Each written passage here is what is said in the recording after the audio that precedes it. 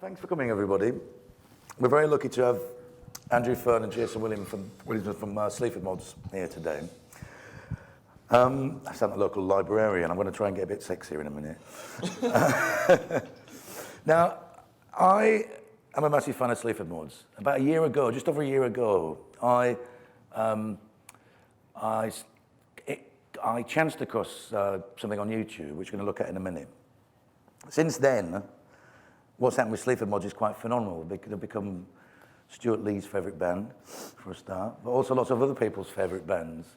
So we're going to talk a bit about that, and we're going to talk a bit about their collaboration, their backgrounds, and all that.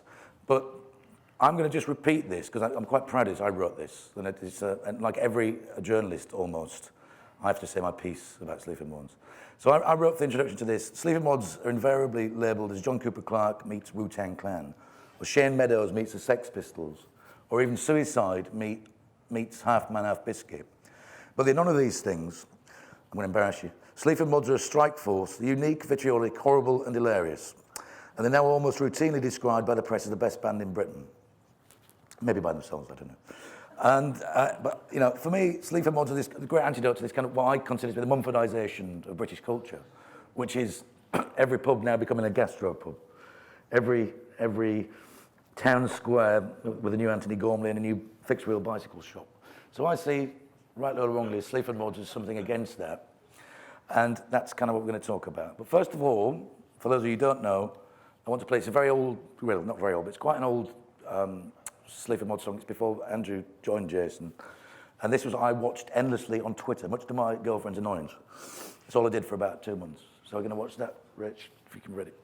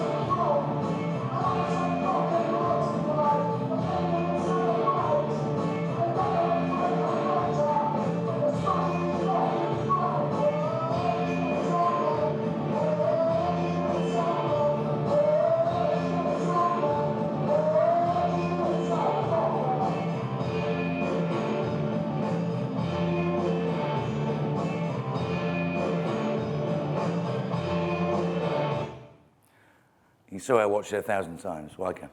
So I want to ask you, Jason, first. What's that about then? I was working at a Little Chef. I moved home for a brief period, for about a year actually, and I got a job at the Little Chef. It was the only fucking job going. Just before the kind of crash happened or whatever. So it's 2000. Yeah, about 2009, I think. Was it something like that? And it's about that really. Well, the chorus is kind of about that. Just they had an omelette there called the Chef's Omelette. Yeah, it's horrible. And then it just goes into just most of the songs are always based around just random subjects. You can get 2 or 3 subjects in one verse, you know what I mean? Because I get the bit that Ronnie Biggs was doing time. Yeah, I mean that's the Pistols, isn't it? Yeah. There was that, and then just yamming on about memories of drug benders and stuff like that. And then just, putting it all in one, making it just sound, just waffle basically. Yeah, but it's not though. It's not, no, yeah. I mean, I know what you're saying. It's interesting you say that because I mean, waffle omelette, Yeah, yeah. But I mean, when we do it normally, it's like we go in there and I'll have a load of words and the subjects don't connect to each other. But when you play it back, it does connect. Do you know what I mean? Yeah. Because what I got when I sat obsessively watching, I keep saying that I sound like Annie Wilkes now, which I am. I thought that was real end game, like really like this fella's reached the bottom somehow. Yeah. And I know now that you had a musical history, you tried different things. Yeah, yeah. But can you talk a bit about? I know you've done it a million times. But can you tell us a bit about what you tried to do in music before you got to this point? I just tried to be Paul Weller, and for like fucking years. And then tried to be Neil Young, and then tried to be Fred Neil, and then tried to be Terry Callier, and I was always trying to be someone else. And then it wasn't a conscious thing. I wasn't conscious of that at the time, but I was just getting frustrated with the fact that everything I was doing was consistent, but it just wasn't. I just didn't feel connected to it. Right. I just felt like I was mugging myself all the time. So. It got to a point where the frustration just overspilled and something naturally took over, which is Sleaford Mods. That's what it looks like to me as well. Yeah. I mean, it looks to me like years, and from watching all these times, it looks like years of trying to do something. Yeah. And I know people mention Earl Brutus a lot with you. I don't want to make that comparison, but I know from Earl Brutus, that's what Earl Brutus was about. Was that they tried to be Will the Twist, they tried to do all these other things, sure, and they just got sick of it. So they tried to make what they thought was the worst band in the world, which was, for many people, the best. And I always think that maybe. Yeah, you're very true, and you've talked about that before, and I agree with you on that. So this is obviously before Andrew. This is when you were using. Yeah. Who made the music? A guy called Simon Parfreman. Well, he'd just engineer it. I'd just bring loops in off various CDs from albums, tracks from albums or whatever, and say, right, loop that, do that. I'll produce it all, and he'd just engineer it because I just don't know how to do all that business. Okay, so it's all your ideas. Yeah, basically. Okay. He'd jump in every now and again, but he wasn't bothered really. As long as I paid him 25 quid, right. It was all right. So what? I know the answer to this question, but then Andrew, what made you stop doing that? And then when I think you saw Andrew DJing, was it? Yeah, yeah. So what happened with you? Tell us about this fateful night, Andrew, with you two then. Just Chameleon in Nottingham. It's like the only venue left with a decent PA in it, and in the bar, just playing whatever beats in stuff in there. I asked the guy if I could just, because I never had any music in the bar, right? And he was playing there that night, weren't you? Ah, that's right. Yeah. Okay. And I was having a fag outside just before I was going on, and I could just hear this fucking horrible music. It's like, I mean, before that, I was building up to I was becoming conscious of the fact that loops and samples was not the way forward. It was getting boring for us, and it sounds a bit dated now. Do you know what I mean? In a lot of respects. Mm-hmm. So I was getting more conscious of the fact that the music had to be original, more homegrown. So I started putting feelers out a little bit, and I just went down there, did that gig. I was having a fag outside, and there was this fucking, like, a remix. Was it a remix of George Michael or something? It was, wasn't it? It was Careless Whisper, wasn't it? Was it? Was it? Oh, was it? Oh, fucking hell. Right, okay. It sounded that bad, you didn't know what it was. Yeah. And I just went upstairs, and he was with Matt, the bass player that does a lot of stuff, a lot of the bass on the Sleaford stuff with Andrew is by this guy called Matt, and he was there with Andrew, and I just went up to him and said, all right, who's this? And he said, oh, it's me. I went, all right, do you fancy getting together? And I think you were a bit like, who's this twat? I was into it. Yeah. I'd seen you before at the Jam Cafe. Yeah. I think I got there for the last track, and you threw the mic on the floor and walked out, and I thought, who the fuck's that? So then how did it start? What did you actually do first of all then? How did you get from... I'll tell you, I'll just stop myself there actually, because what I'm very interested in, I'm going to just speak to students a bit here really, because when I had my interview for this position, one of the things I spoke a lot about was collaboration, And it's become a bit of a kind of cliche within art education to a degree. But I mean, I've always collaborated with lots of different people. And also about looking outside for the students to look outside of art and design, because I think that's not necessarily healthy. It's certainly not to look at contemporary art and design, and which is one of the reasons I wanted you to come in. So if you could just tell us a bit about how you do collaborate, and really how it started. Was it difficult to start with? Well, I think when we started, obviously, it was Jason's thing, so I didn't really want to muscle in on it, and I hadn't really, I would probably always wanted to work with a rapper or something, because I just never stopped making instrumental music. Yeah. It just kind of worked, didn't it? Yeah. I mean, when we got together initially, it was a bit like stop-start. I don't think you were quite sure what I was about. His music was really where I busy, coming from. and it was like, I like dead minimal stuff, and I was like, well, we tried a few things. It kind of worked. It was like, I took it home, me and the missus were like, yeah, it's all right. It was more about finding out, for me, finding out what kind of stuff you wanted to do. Yeah. And then once I found that out, I just, Then it was I made away. Little Ditty and Routine Dean, and I can remember making music for that, thinking he's going to crap himself. Right. All right. Because I kind of figured out what he wanted. Yeah. Because them songs are very tough, aren't they? Very sort of, Yeah. You know how someone producing it all can muscle in and tell him what to do. It's why there's so many pops and things on the mic. So I just thought, sod it. All of that needs to stay in. Yeah. Well, that's the other thing I was going to get to, really, because I think that's the thing. Whenever I've collaborated with somebody new, you're always very embarrassed to sort of say that shit, or and how many times can you go to the pub and try and be honest with each other? But obviously, you two reached a point where you were honest with each other. That's what I mean. That would have been me sort of trying to manipulate what the music was going to sound like, and I don't make music like that. Right. It's like being an artist, isn't it? You make what's there. You enjoy yourself. You be creative and enjoy the creative process. Yeah. If you're not having any fun, you shouldn't be doing it. Yeah. Are you taking notes, students? If you're not having any fun, you shouldn't be doing it. I think that's absolutely true. Right, okay, so can you just tell us a little bit about Jobseekers? I mean, because Jobseeker taps into, it's many of the same themes. Yeah. But if you could just talk about that. Well, at the Jobseeker I wrote, years ago, about 2007.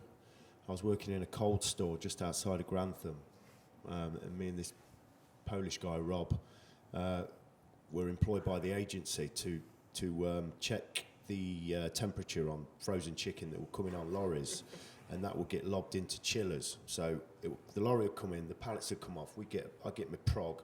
Rob would get his clipboard. Just a minute. What's your prog? Prod. Prod. What is it? Prong? I don't know. Yeah. Temperature stick or whatever. And so either Rob, we'd take it in turns. He'd do the temperature stick, I'd do the file. He'd do the temperature stick, I'd write it down. And then, and that's how I got the idea. But we'd spend about 6 hours a day in the canteen because deliveries were few and far between. So, and when they did come out, we'd go in there with our hard hats on and go, 19.4, Rob, 19.4. And he'd write it down. And if it was under a certain level, then it'd get chucked back on the lorry. Right. So I had a lot of time. So I wrote that over 2 days in the canteen, just about that, the experiences of signing on as well. And I mean, it's a degrading thing. I don't think I've met anybody that feels good about going and signing on. Do you know what I mean? Okay. And also with the stigma that it's got with it as well. I mean, I worked for a local council, or did till I finished yesterday, and you get people coming in that are really ashamed of signing on, and you shouldn't be. It's like if you need help, you need fucking help. Yeah, absolutely. So it's based around that as well, and the frustration of that position you're in. Yeah. Okay. Right, we're going to listen to it. Rich, can we play a Jobseeker then, please? Watch Andrew's dancing because he's getting better and better.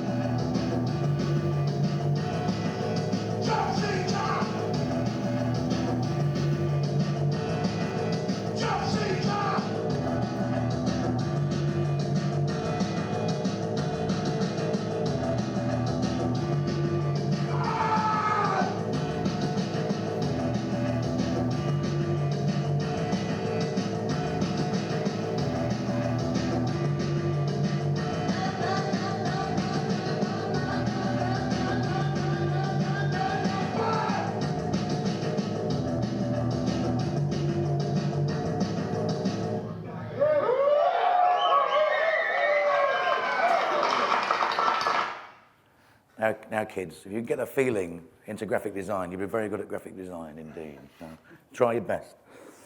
I just want to talk very quickly about your own influences, because it goes back to this collaborative thing in a way, but also one of the things I think with students is that it's very important to be true to your influence, to your personal influences.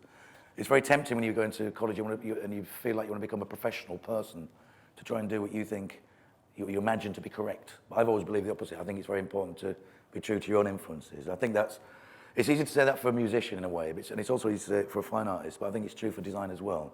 So, just quickly, we're going to keep playing some songs here, really, but if you could, Rich, just give a quick blast of the next song, which is Jason's. You want to dance to it?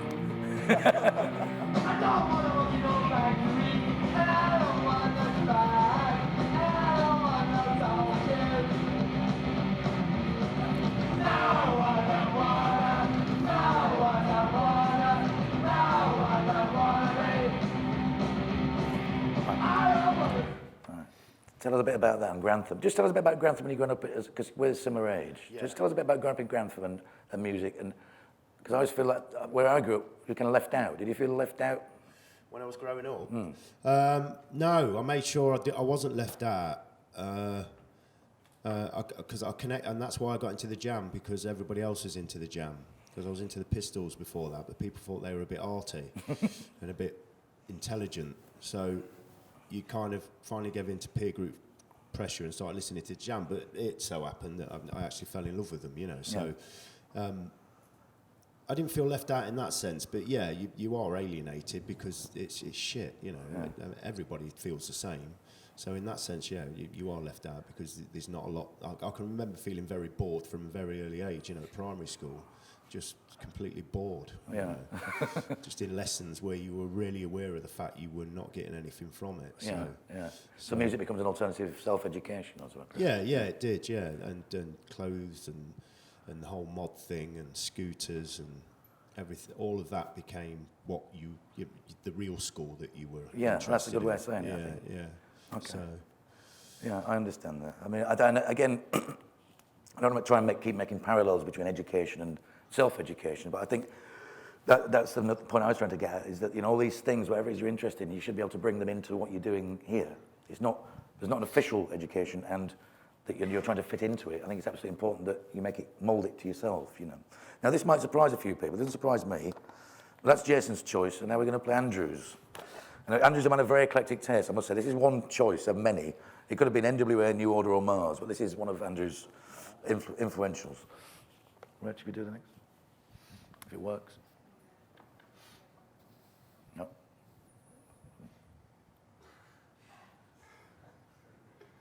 You'll know this one.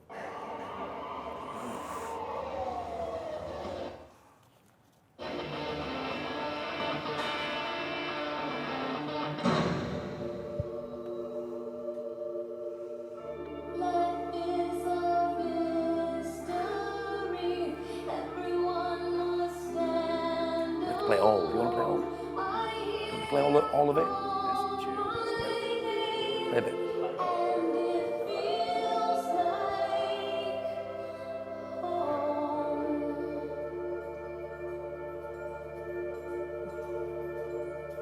Dancing, please.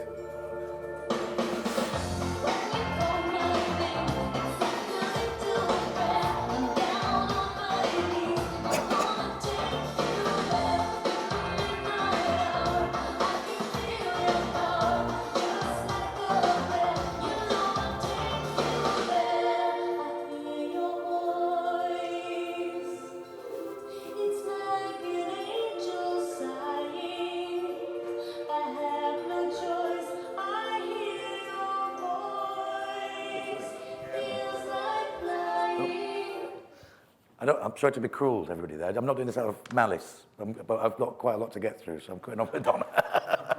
I'm sure she won't mind. But I mean, again, this goes. I'm sorry if I'm labouring a point here, but I mean, I know Andrew and Jason. I know they obviously understand they collaborate, but it's important that there's two very different people here. Tell us about that and how it influenced you then. It's just the end of an era, I think. You know, like that video as well, when people used to make full-on videos with them in. You 80s style, I suppose it's my generation, but it just seemed like the last sort of big track by a big artist before it all became more like gravy, you know. And it's this thing about pop was fantasy as well, isn't it? This kind of theatrical and almost cinematic. Yeah, you know, it's kind of gone now. It's all just arses wiggling in your face. And Yeah. There used to be a story there or some content.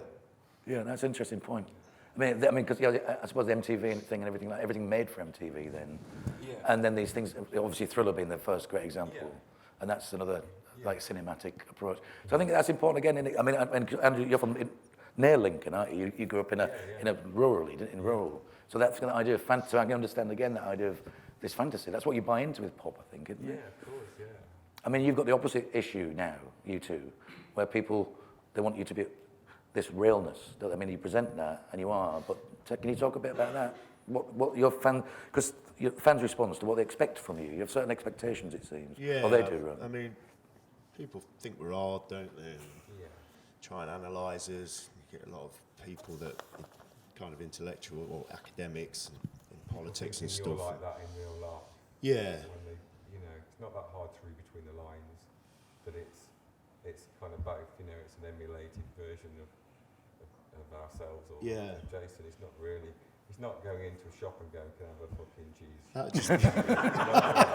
That'd be fucking stupid, wouldn't it? But it's also it's how people are disgusted by it, and especially that sometimes coming from people who consider themselves to be on the fringe, you know, and it's like, you fucking idiot, you're just making yourself look stupid. It's like, how can you just turn around and dismiss it totally, or be disgusted by it when you claim to be someone on the fringe of creativity anyway? It's just completely killed your life. Just you may as well just fuck off. Yeah, well, you're quite vocal about that, aren't you? Yeah, I mean, it's an honest form of music, isn't it? You know, we really are lucky in that sense. We've discovered it, and it's what every musician wants, I think, to be able to feel that connected with the music they're doing. Right. You know. Well, okay, I get that. In fact, because you just said that, I'm going to jump a bit here, because I want to talk to you about. This is one of the things I really wanted to talk to you about. Now, when I first met Jason, it's because I was doing an interview, which is finally coming out, finally, in Arena On Plus magazine. It started over a year ago. And I just sent Jason a tweet, and he replied immediately. Even. And I'm going to talk about something else in a minute, but I want to talk a little bit about how important Twitter is, or social media is to Sleaford Mods. What do you think about it? Is it important, or is it just me who imagines it? Am I projecting that onto you, or is it important? No, I mean, I'm not as crude on it as I used to be. Because there's a lot more people following, and you kind of feel almost responsible not to be that crude, I guess. Before, when nobody was listening, you were just fucking, I was all over the place, really rude. I remember slagging Tim Burgess off. I gave him an hard time about something, and now I get on with him dead well. And then I realised after reading that interview that I said, there was a question from someone saying, what was any real boring bands you've seen? I said, yeah, Charlatans in 1991. They were fucking shit. So he's going to fucking hate me for that now. But yeah, I mean, I love it, I do. It's just you can put anything on there, you know, get up in the morning. I'm going to quote you now, and I'm going to contradict you, because I was looking for... This is about a little bit about media training and how one might project oneself. Now, you just said you're much nicer now, and I know you are nicer, but I'm going to read you some of your recent tweets, all right? This is from about 3 days ago. To nobody at all. Morning tit cake. I got 6 retweets and 3 favourites. That was just to nobody. That was just one he sent out into the ether, just to sort of check he was still all right. This is to do with recent issues involving Mike Reid, the ancient Radio 1 DJ. This says, from Jason, Mike Reid, shriveled dead twat, knob like Play-Doh.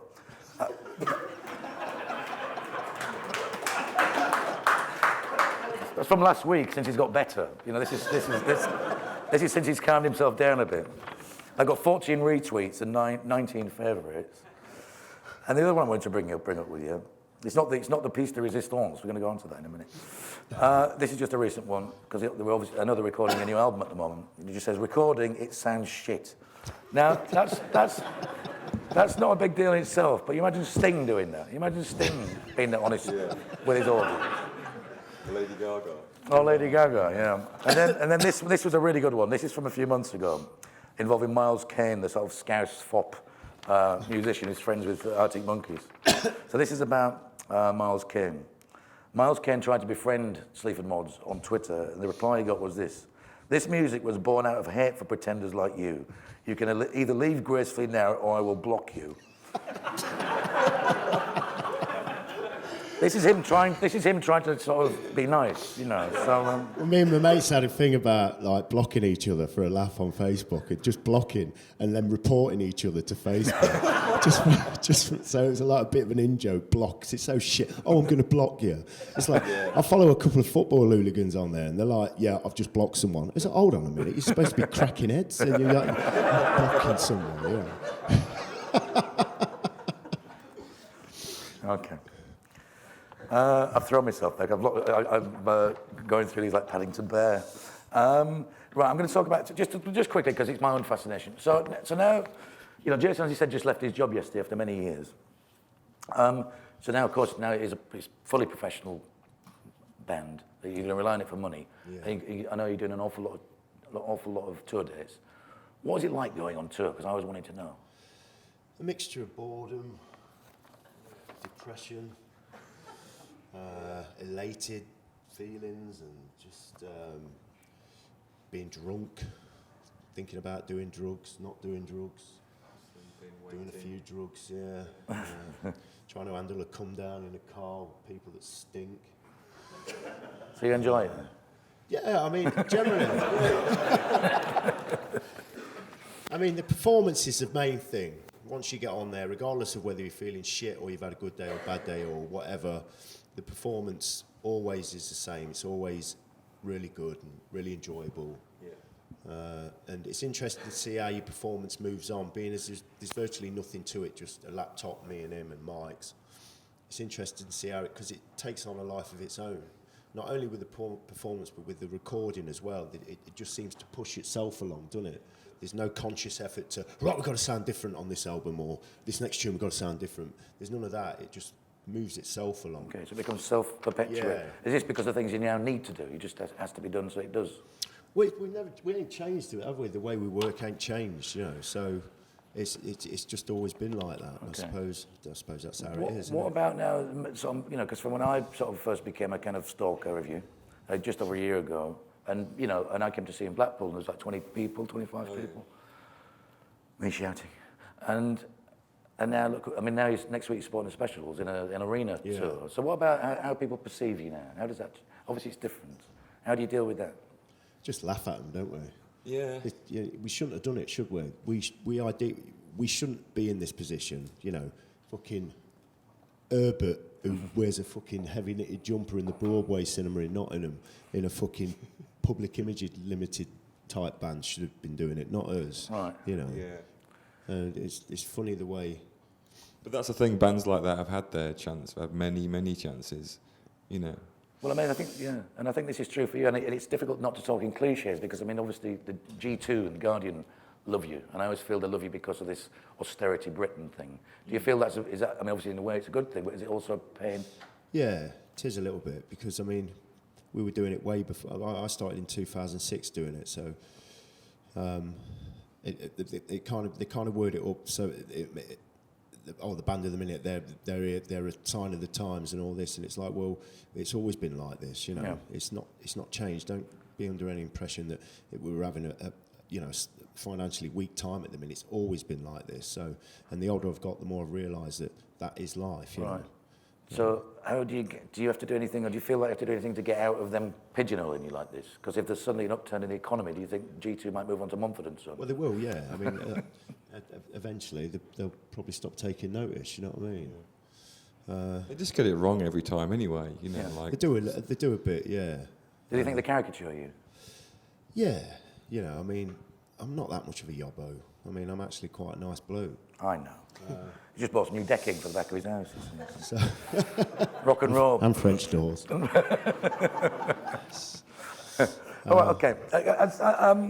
Again, I'm sort of skipping bits here. I hope it seems quite smooth to you, because it's not to me. I'm sort of frantically reading up and down my questions. But I want to talk to you a little bit about your sleeves. So, Rich, we're going to miss out the next song, but we're going to move on to the sleeves and graphics. Now, this room is a lot of graphic designers in this room. I'm not going to say too much. I'm just going to ask you to tell us about the sleeves.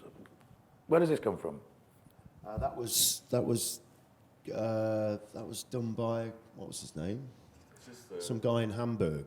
Right. We did a gig at a place called the Golden Poodle. I know, yeah. And there was an artist guy there that does all the posters, and he just did that, didn't he? Yeah, he liked noise albums and things. Apparently, he just does artwork for them, and he's kind of etched a bit of kudos for himself. Right. You know, so when he'll just give artists work and they like it and use it. Right, okay. When we turned up, they had massive billboards of that all brilliant. along this thing. Like, we were nobody at all at the time as well, so we were like, oh my God, look at that. Brilliant, and all, yeah. You know, so it was cool. Okay. And I'll tell you what, I can't stop myself. The reason I'm saying this, can we go to the next slide, Reg? Because obviously I'd love to do all your sleeves for free, but we've never asked. But the sleeves are so eclectic. Give me a quick whiz through. I mean, you could talk about that if you want, Jason. But it's just I was obnoxious. doing at a place called the Mouse House in Nottingham. I was doing a live session. I tried to branch out halfway through the early days and do a live session with my mate Daz, who ran Deadly Beef Burger, where all the early CDs came out on. But it was shit. He totally took over and ruined all the tunes. And I just got absolutely pissed. And yeah, we did a few photos there as well, so that was one of those sessions. Okay, thanks, Reg. Now, this is a good one. That was a did that picture I one. took in my kitchen on my phone. I was really into taking pictures of just like, crap walls, but going right up close to them, so you get the actual real consistency of the object. So I did that with that, and then we used it for the first album. That's our first album we did together. Great. Wank. Well, I was with Daz again trying to design. I said, what should we call it? And he goes, cunt. I went, Oh, no. So what about wank? He went, yeah, that'll do. All right. Oh, your hero, yeah? Yeah. Your hero. Yeah. Old Nola G. Yeah, that was released on a Belgian label, Crack Records, wasn't it? And they actually came up with that idea. Oh, really? But I thought that was really good. I like that one. It's good, isn't it? Yeah, it's great. It really is good. Yeah, he told everyone it was his brother. Yeah. Apparently, when he released it, they said, well, you can't say it's Noel Gallagher because they might get in touch and sue us. So I had to tell everyone it was my brother, and people actually believed it. It's like, fucking, looks nothing like me. But he looks really vulnerable there. He does, doesn't he? He must be very young there. Yeah. A bit fat around the chops. He was, yeah. So that coat. It's when he used to wear the wrong clothes, isn't it? When he used to wear the wrong clothes. Yes. Them early Oasis pictures, and he always had the wrong anoraks and the wrong... Oh, remember God, they bought them wrong scooters when they played it all? Yeah, they got it all wrong, didn't they? Go to the next one, Rich, please. Funny. Now this is very you too, isn't it? Yeah, that was all the old stuff comprised into a double album that they kept badgering me to do, but I mean, obviously with the copyright and that, I hope there's nobody here from any CBS or anything like that. Yeah, so we did a vinyl gatefold there's about 18 tunes on there, and the geezer in Germany designed that, sent it over, I laughed my tits off. I said, yeah. It's horrible, isn't it? It's fucking horrible. What's that between his legs? Ginster's past. Bizarre, yeah. I think is the one. This is new. Yeah, that was the new single coming out at the end of November, Invader, with Tiz was. So the geezer that works for him sort of just put the Tiz was typeface, whatever it is, into Sleaford Mods. Yeah, so I get it. So yeah. Right, next, raise another one. This is newish, isn't it? Not sure about this one. Anton Newcombe got in touch and wanted to release Fizzy, and he had ideas about the design for it. He's Brian Jonestown. Yeah. And so I let him get on with it, I said, fair enough, It's okay, I quite like it, it's all right. It's a great picture, but I just don't know if it connects with us, you know what I mean? It's the guy that did the artwork for Dinosaur Jr. Yeah. Oh, okay, right, okay, makes sense. Someone said that to me, and the kind of penny dropped. Makes I sense, recognised yeah. it. So maybe it's not quite Sleaford Mods. I'm But going to ask you about that in a sec, actually, Andrew, because just is there one more, and this is different again, because this was a real clean-up. And Yeah. You look like you've sort of had a wash with a Brillo pad in that picture. I know, yeah, it looks rough, doesn't it? I think we'd just come off tour as well, that German tour, it'll be wasn't that it? long, yeah. So, So you were rough. I'd had a belly full of currywurst and German lager and stuff like that. And so Prof, who used to engineer for me, as I spoke earlier about, he took the picture. And Steve designed the old cover. Right. And the idea was to get the same letters as Primark, All right, okay. which he's got the same colour. I'm not sure it's the same font, is it? But, He said he did get it in the end. but I don't know. I said to him, I don't know about that because I don't really shop there, and it's a bit. I didn't want to look like I was taking the piss or trying to be something I'm not, or there's something we're not. Sorry, but it's really good. I like it. Yeah. Well, I'm just going to comment from a graphic designer point of view, because I'm sure lots of other people think the same. But don't punch me about this, but you know, it's like the fall LPs. They're always inconsistent. And I always think with your artwork, is that intentional? That, I mean, because of course, maybe it's partly to do with being on a small label, or maybe it's partly to do with what you want. But you've not, don't look to me like you've tried to make a single identity. You've tried to just do whatever feels right. Whatever feels right for the record. Yeah, which is the opposite to most, certainly the opposite to EMI or Parlophone thinking. Oh God, yeah. So you just do as it feels. Yeah. I like that. And it's also a lot of the time out of my control because obviously Andrew's got his influences and the way he does stuff with the music, and then this Steve, he does all the track lists for the album, and then he usually comes up with the name of the album and the design of it. So it's accepting other people's tastes as well. So it's. But I think that's good. You know, it's not like it's out of control. It seems appropriate. Yeah. It seems to be working. It's like the creative process being enjoyable again. Well, it's, rather than being a control freak about everything. Yeah, exactly. Once you've got someone like that in the mix, it can all go wrong, can't it? Yeah. I like what you said about that before, about you know, there's an amount of fluidity and accidents and that kind of thing. Yeah. Could you just say a little bit about that, a bit more? About how accidents might be good.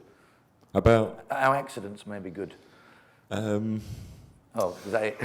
put me on the spot now. Yeah, We're just improvising the way. it's just the same as the music. You know what I mean? It's like we've just kind of letting it happen and not forcing something too much. Stop trying to push a round peg in a square hole or whatever. You know, it's just and it just seems to be there, doesn't it? You know, I mean, we've had with the new album, we've had people going, oh, what, you know, reviews and things, raving about this album, and then going, oh, what they're going to do next? And it's like, give us a break, you know. Yeah. But then when we've been doing a new album, we've just stuck to our guns, haven't we, and carried on doing what we've done and made loads more tunes that we like. And what more can you do? That's you know? what you have to do. Yeah. Good. Rich, I think we're just going to play another song, right? Can we just go back to Where You Don't Fit? Just because I love it. So we're going to just play this, and then I'm going to do a little special thing with you, Jason, in a minute. So this, I think, is like proper. This, you can see why people, just before we start. I think this song is real. Why this kind of Guardian people picks up this anthemic thing, this idea about broken Britain. I mean, this is almost like your Anarchy in the UK, isn't it? When we did this tune, I didn't like it, and it took the bass player who was doing sessions for us, and Andrew just kept badgering me, saying, "Look," because I took it, and my wife was like, "It's shit," and I thought, "Yeah, it's shit." So I left it, but they were like, "Look, it's really good," you know.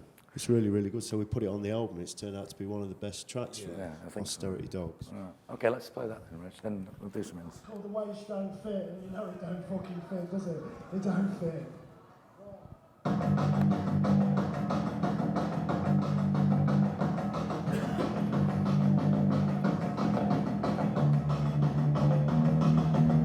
Don't ask me to carry that couch, stay long hours, you don't think the wage.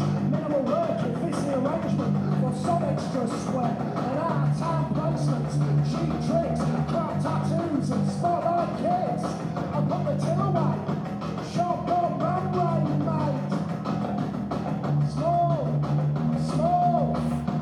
talk about nothing at all, while you got a suntan and I got what? A piss pot, and we all get a free cream cake on a Friday. It's like school with a bottle of full fat milk down your throat. Antibodies will turn us all into young offenders, lifers, and fucking taxi drivers. And when I said I didn't like it, and that's because I really don't. I put the till away, get out the van, mate. We're gonna run right Joe. And when I said I didn't like it, and that's because I really don't. I put the till away, get out the van, mate. We're gonna run right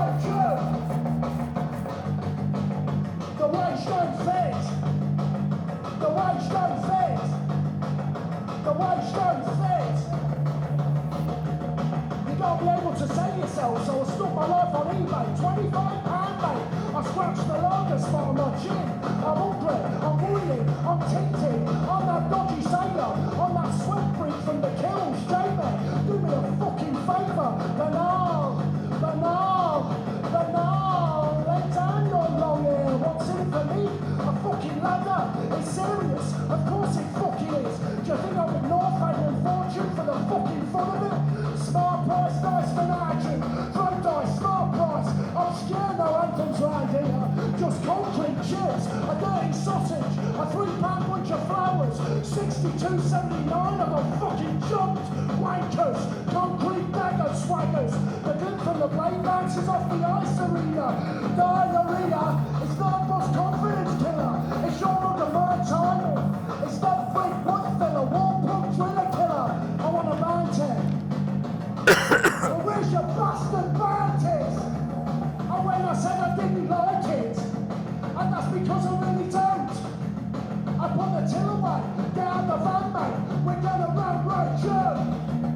And when I said I didn't like it, and that's because I We'll really stop it don't. just so we can carry on. I put the till away, get out the van, mate. We're gonna run right through. I hope I'm not spoiling anybody's enjoyment there, because I'm just trying to keep going, but I love that song. Right, okay, I'm nearly sort of done now, but I've got this one thing, right, Jason, I wanted to ask you about, and it's this. You might have to turn around to get the full effect. Now, I presume most people have seen A Clockwork Orange, at the end where they're trying to correct Alex's behaviour. And they do this by putting metal clamps on his eyelids so he can't close his eyes, and subjecting him to a series of images. Okay. And he has to do response, right. Okay? Yeah. So he has to say the first sentence, a word in this case, but I want you to say first sentence that comes into your head. And I think you and I might have a first #1 hit here. I want writing credits and all that. I keep trying to sort of force my musical ideas on them. They completely ignore me, obviously. Right, so so just, right, you're allowed to swear, which I know you like doing. Okay, Richard, so we're going to do one sentence. Cunt. Pasty. Cunt. Childhood. Oh, shit. Wicked. Oh, fucking hell. Wicked. Wicked, yeah.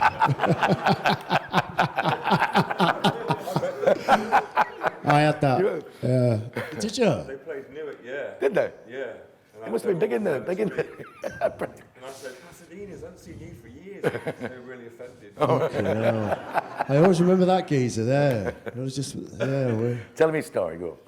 Well, I got really into him because they were like, I got into James Brown about 17, and then obviously these were out in the charts around that period, and like, I had it painted on the back of my denim jacket, and I'd left school and worked in a factory for about a year, and then I went back to college to do GCSEs, and I met all these like trendy, sort of indie kids, and got in with them and became really good friends with them, and they all used to laugh at me because I'd walk in with me, sort of like modish haircut with my denim jacket with Pasadena's. And everybody else had New Model Army and was dead trendy, like the Wonder stuff, and there's twat coming in looking like a cross between Paul Weller and Bros or something. All right, brilliant. Good. All right, okay, I'm nearly finished. I'm presuming there are other questions. I hope there are. And we won't keep them much longer. Right, this is a bit of a heavy one. Have you got any advice for young people, young artists? What do you do if you're a young artist? Stop. Well, no, I'm not quite sure what you mean by young artist. Well, Stu, if you were to give it, it's a bit of a lumpen question. Because I think what you two have done is I think you found something brilliant. Yeah, but I think one thing we did, we both believed in it as such. You know what I mean? I've been in and out of crap jobs to keep making music. I had so many friends that just went, just got a job. They've got samplers, then they'll get stored in the shed eventually. Yeah. So my whole life's been a battle to not work. Yeah. So that time's always been more important to me than money. Right. And artists stay hungry, it's something you have to do. You've got to do it, you've got to do You've it. got to sacrifice that normality of life, that 9 to 5 and all that. Us, you know, why would you want to do that anyway if you want to be an artist? Those things No. are important to you. Absolutely right, yeah. Okay, I think that's a good answer. You don't have to answer. I don't know. No, just I mean, because if you're that, the idea of fame is such when I was younger, it was a real. That's what drove you. That's what got me into music, in a way, and a lot of it was to do with wanting to be noticed, you know. But that quickly fizzled. So you can't really tell anybody to do anything. They've just got to live their lives. And from my point of view, it's always good to see people getting on in a really good way. You know, if any good band comes up, it's really fucking exciting. Really is. It really or a film or anything that really does say something. So you just got to hope people do good things. But a lot of the time, people don't, do they? They fall into the trap of, especially in music. If anyone gets anywhere, they go the way of, say, you know, sort of that One Direction, there's Sicko and all those kind of acts that signed to that label, or even with bands that are supposed to be all right, you know, getting signed up by majors and they're still being shaped, you know what I mean? I mean, Brit School. Yeah. Remember that? Be totally independent, try to be anyway, because you'll always find a way. If you stick to your guns, it will come to you. It's the easiest thing. Yeah, I'd like to say that because of what's happened to us, but it's something that I've asked myself. I don't really know. You know, it's a certain. But I think a tiny bit of luck and a tiny bit of. It is a bit of luck. But it is in the right place. I think you're absolutely right what you said earlier, Andrew. But this thing of being doggedly independent. Jason just said the same thing. That if you believe in that, you've got to pursue that and not be tempted by sort of. Completely, because if you've got a real hardened energy that's got a lot of self-belief in it, then eventually another energy that is the same will come and connect to that. So that will push you in the correct way. But it's sticking with that, which is the hard thing. Yeah. You know, thank fuck for beer. Okay, I'm gonna stop because I'm hoping. I know at least Craig, you must have some questions. But if anybody wants to ask any questions, I'm gonna have about 4 or 5 questions, and I think I'll let these two go and have a lie down after that. Yeah. Right, Jason, like you, I'm from Grantham, right? Yes. Lived on Bridgend Road. And, did you? Yes. And I'm very conscious of, well, you're both Lincolnshire lads, and there's a very strong sense of, when you do say you're from Lincolnshire, people say, well, what the fuck, straight away. Yeah? Do you feel that you've had to shout louder because of that? And also, on top of that, do you feel that that early upbringing of being in the back end of nowhere has kind of like helped you? No, it was a hindrance because there wasn't that kind of dialect. The accent wasn't exposed in a commercial sense. I mean, it's only over the last 15 years that the northern accent has become a bit more, especially with the Manchester scene and all that business. Yeah. So you were alienated because I felt alienated because, well, hindered because of the way I spoke. So within music, I tried to, as I said earlier, try to be someone else, you know. Well, yeah, but that's what I found so thrilling about you becoming so successful. Yeah, that well, it's always like listening to my dad losing it. It's great. Yeah.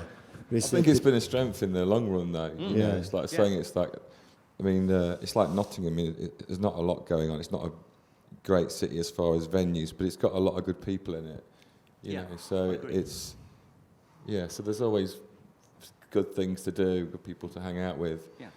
You know, so I think in a way it kind of protects us from a certain, you know, being eaten up by the industry. It's like young people coming to London, getting into the industry. They don't last 5 minutes, but you know, a record label can't pull the wool over our eyes. We know too much. You know.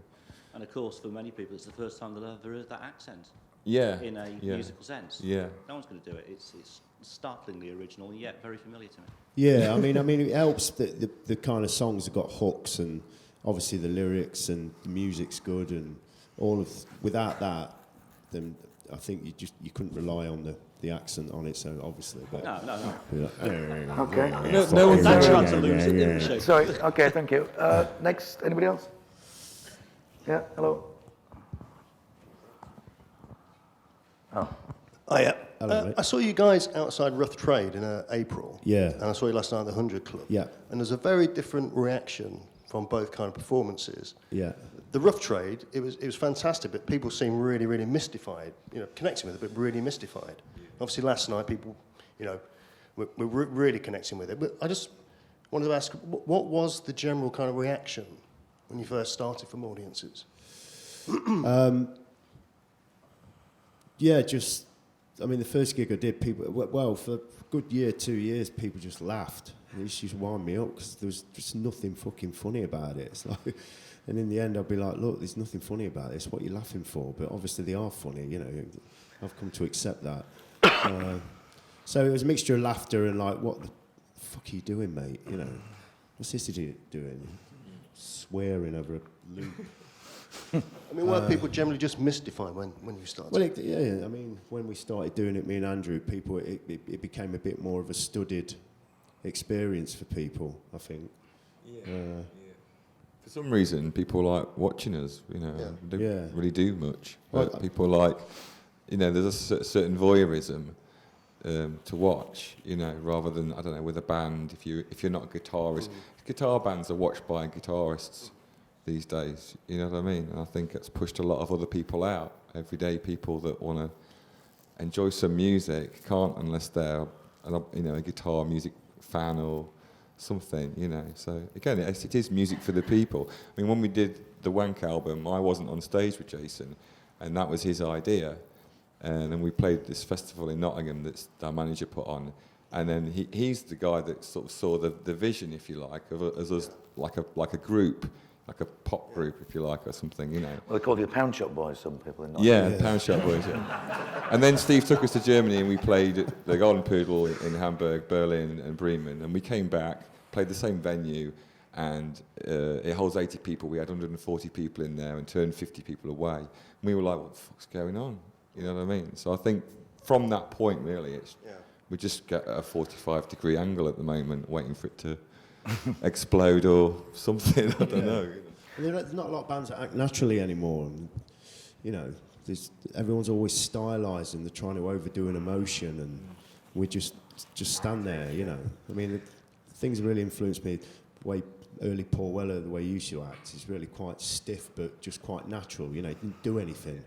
Nod his head occasionally, and Lydon as well, especially in that Pretty Vacant video, is just strolling about, just stuff like that. But there's not a lot of acts that you feel are just being natural anymore, you know what I mean? Everyone's just kind of overplaying it. Right. So, sorry, Jason. One more question, and then I think I'll give him. Yeah, I mean, like you were saying earlier about the stage show. I have to say, I think the thing that kind of, when I got into you guys, the thing that stood out to me was watching the live show, how you, Andrew, would just literally be standing there hitting play on a laptop. And I thought that was kind of the biggest fuck you to guitar-based music I'd ever seen, because there's obviously that stigma against electronic music and the kind of rock scene or whatever. Yeah. I was wondering, kind of twofold, whether you'd ever want to progress into a bigger stage show, and also what your process is for making the instrumentals for Sleaford Mods. Making the music, it varies from taking loops from bands I was in, and then using an iPad or DS Lite or anything. Do you know what I mean? It's about people, like with the iPad. Everyone wants to do everything in the iPad, download an app that does it all. But if you just make a sound with it and record it, then you've got that wow, haven't you? You can do whatever you want with it. And just make your own libraries, make your own music. Yeah. You don't need to use MPC and use all the presets. You're just going to sound like everybody else anyway, aren't you? If you do. It's the idea that dresses the sound up, isn't it? Yeah. If you've got a strong idea, then the idea was for things to sound as shit as they possibly could. We even did stuff like open and closing doors. It's done before, obviously, but trying to get the creak of the that's it. The to me, it's joint not, on the door. not low quality. It's like, I think high-end production music just becomes such a sort of, I don't want to say fascist, but it's it's so elitist, and that's always been there, I suppose, in the 80s. Like Madonna's first album, I was saying that's got this kind of production that never been used before, which is why it sounds so good. Which has gone Lady Gaga, people like that do that now, like really high-end music. But it's not obtainable for everybody. So that general high quality level is there for us all to use now. So why don't we just all use that? And, you know, I think that's a very good point again to designers that what they both just said is that it's about having great ideas. It's not about the technology that can't save you. You can only have the idea. that's it, exactly, Yeah. If you don't mind, I'm going to stop there because I think that's a good way to end it.